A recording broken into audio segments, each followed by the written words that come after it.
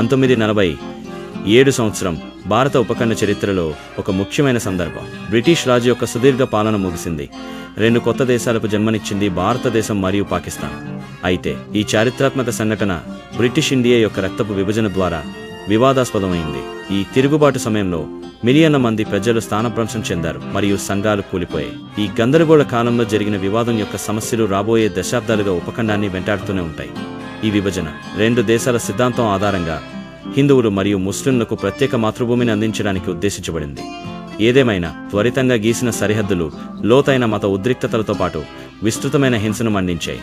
హిందువులు, ముస్లింలు మరియు సిక్కులు కొత్తగా సృష్టించిన సరిహద్దుల వైపున తమను తాము కనుగొన్నారు. ఇది సామూహిక వలసలు మరియు భయంకరమైన మత అల్లర్లకు దారితీసింది. విభజన యొక్క భయానక భారతదేశం మరియు పాకిస్తాన్ రెండింటి యొక్క సామూహిక మనస్తత్వంపై చెరగని గుర్తు మిగిల్చింది. ఈ విభజన కాశ్మీర్ సంఘర్షణ యొక్క పుట్టుకను కూడా చూసింది.